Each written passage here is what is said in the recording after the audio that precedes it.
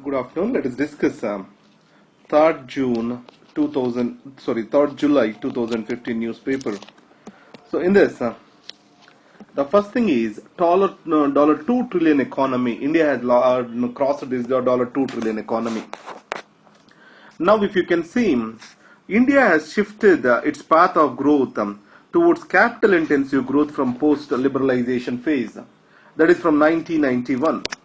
So after this, there is a remarkable addition to the progress of Indian economy, and it has created a huge surplus. So in this context, the capacities have developed. Anyway, the capitalistic transformation increases the growth. Now, but however, this growth has led to the development or not. Now, the report itself, World Bank report itself says that the wealth has increased in India. The increase in India as now in the $1,610 per capita income, it is in the lower middle income group. By 2000, by a decade 2028 probably, so India will get into upper middle income group between $4,126 to $12,235. And by that time, by 2018, China will move into the higher income group along with US, Japan and Germany. So it means that the first thing is, China during the Deng era, it has taken the capitalistic path of the growth almost 1.5 decade before India, and it is an early benefactor of this particular reforms. On the other hand, India is a bit late. Obviously, India is also seeing the benefits of the growth in this process. Now, the last paragraph, what it says here is, so the poverty or the number of people living in lower income group states, it has been drastically decreased from 1994, that is 56.1% to almost it is 3.1 billion population, counting to 8.5% by 2014. So almost 56% to 8.5%, the people living in the lower income countries has decreased. It means most of the countries have shifted towards the middle income countries. But however, raising the income itself is not elimination of the poverty. You have to take during the same period what is the growth of inflation. During the same period, so what are the other areas of development with regard to the political stability, health, education, etc. On the face of it, so after 1990 onwards, that is, after this third wave which has been started, post 1990 onwards, after the World Bank and IMF supported liberalization phase, neoliberalism has entered the world, the growth has taken up the momentum. But at the same time, income inequalities also are increasing. But this World Bank's particular report specifically talks about how it has led to the creation of the wealth in the world. So the major drawback of this is, it did not specifically provide us for the information related to the inclusiveness of this particular growth. But however, creation of wealth itself is a positive step, which is a feature of any capital intensive economy, and India is not an exception to this.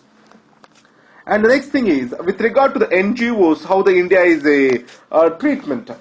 Now, many of the foreign funded NGOs, they are undertaking the research activity in India. So, the Indian government, the Ministry of Home Affairs, it has got many other rules and clauses, especially section clause 44 of Overseas Citizenship of India.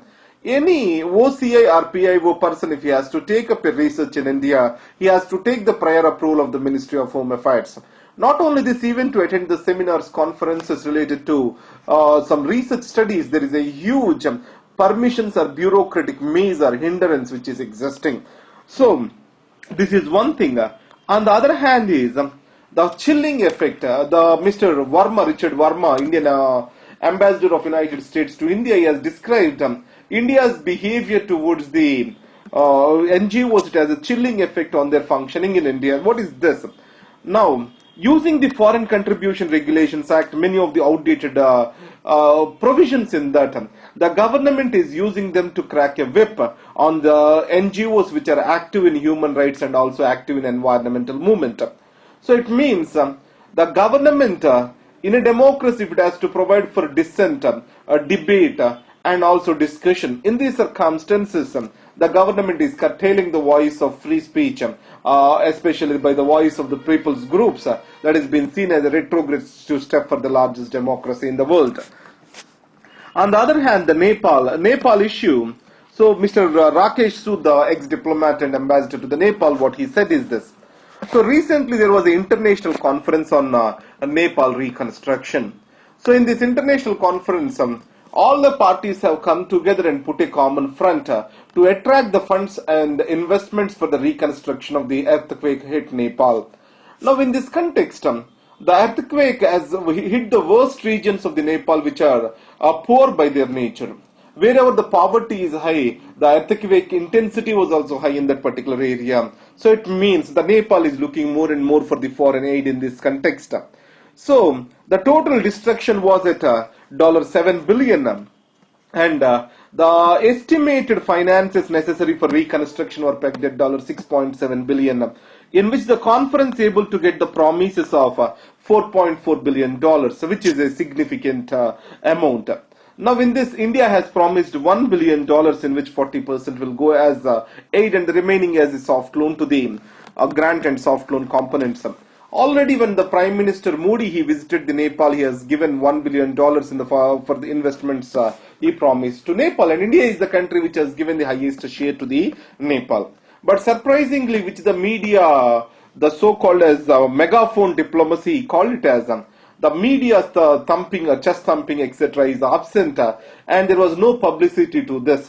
So probably because any publicity of involvement of the India in the Nepal, it is sending the wrong signals to the political parties over there. And understand, China also promotes its engagement in the Nepal in a big way. But however, Nepalis do not watch the Chinese TV, but they watch Indian TV. So the problem lies over there. So whatever be the case, now there is no media's excessive exercise with regard to the Nepal.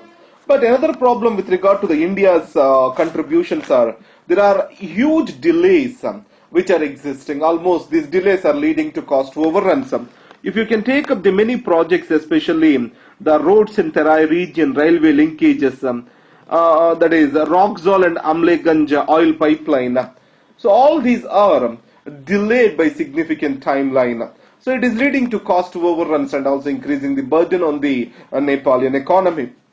And if you see, the significant impact of the quake is on the political parties. So there is a post-political development where the Nepal will be declared as a federal constitution with 8 provinces, and the demarcation of the provinces will be taken up by a specialized agency for that purpose.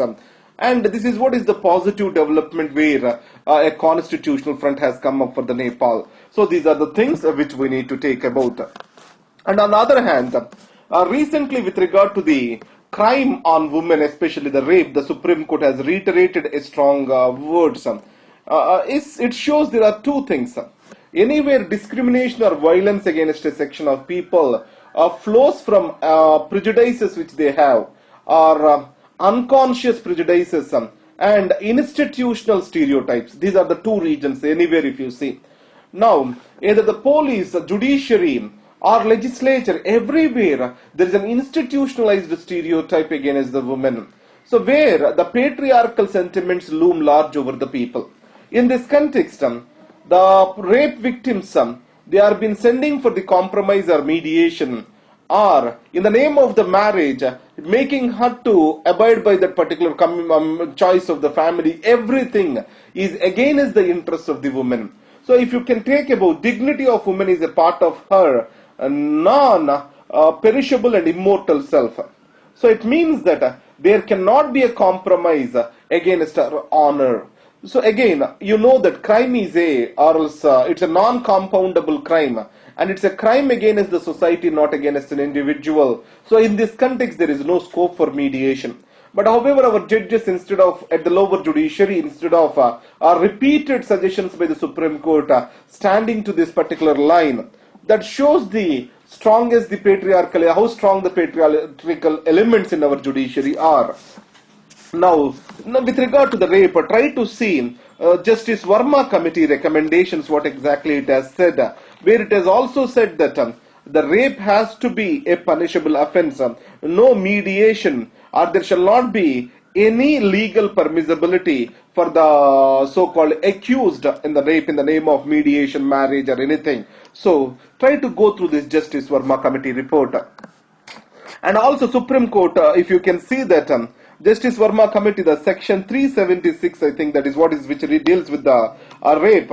What it has said is that has been made the amendment of in 2013. It has made invalid. Nothing is been allowed with no special grounds are allowed with regard to the rape, and the victim, the accused, has to go through the jail. In spite of this, we have all these things in India.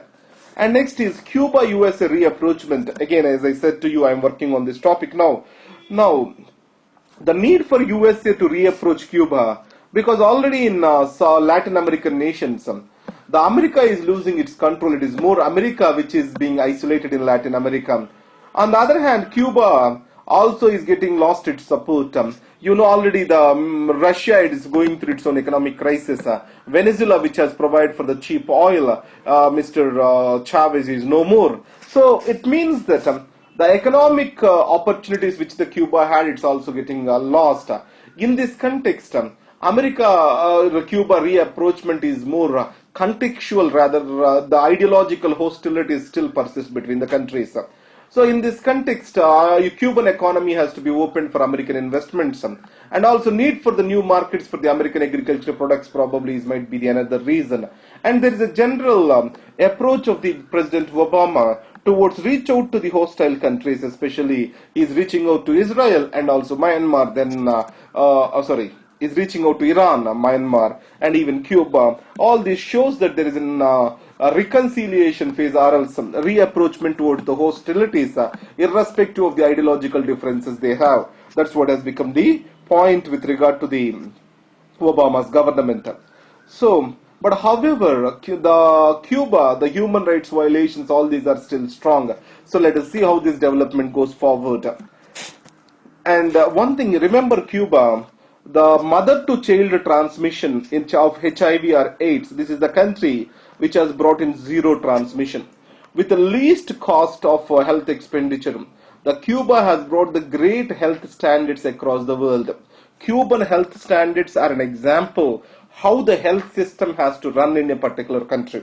So if you want me to talk about Cuba, the most important for me is not Cuban crisis, etc. For me, the most important is healthcare system in Cuba, the welfare in Cuba. Hope this will not get compromised with this particular reapproachments. And next is with regard to Indo-UK economic diplomacy. Now, India is the third largest investor in the UK. After US and France, India is the third largest investor in UK. And for 2015, the total of the trade targets have been pegged at $23 billion, $23 billion. But however, we may not be able to reach this particular target because of the economic slowdown, etc. Now, there are certain irritants too. The economic pace which it is going on is not supported by the political pace, especially from Indian side. Probably in this November, I think the Prime Minister Modi may visit to UK. In spite of this, the visa, second issue is the visa regimes, the tightening of visa controls by the UK. Recently, you might have seen that the Indian nurses have to come back because of these visa regulations, Indian doctors, Indian nurses. So the tightening of visa is the another thing. And the third thing is, if you see the investments and the turnover of the Indian companies, more than 80% are being taken up by one or two companies. It means only few large investments are going over there, but more rapid engagement of the people or business at all the levels is missing with regard to this. These things need to be corrected with regard to India-UK economic diplomacy. And the Madrasa education. Now in Maharashtra, again, the Madrasa education is going to be reformed, where the four major mainstream subjects, that is maths, English, science and social sciences, have to be taught at the madrasas to provide for a certification. Now, in this context, if you can remember, Arun Singh, when he was the Human Resources Minister, he made the first step towards the mainstreaming of the Madrasa education, where a certificate given by the Madrasa education is made equivalent to the CBSE. Now, the Maharashtra government says that the Madrasa education will be recognized only if it has these four, along with whatever religious instructions they taught, they also shall teach these four subjects. That's what is, according to me, it's a positive step.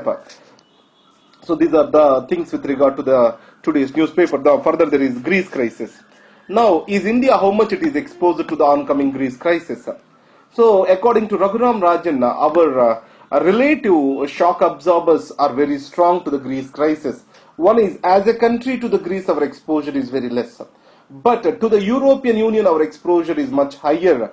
But however, our forex situation, current account deficit, and also fiscal deficit, and diversification of our financial resources, all these, they make us relatively insulated from the oncoming crisis if something turns out to be. That's what is the Raghuram Rajan's take on this. So these are the things we need to understand in this today's newspaper, and thank you very much.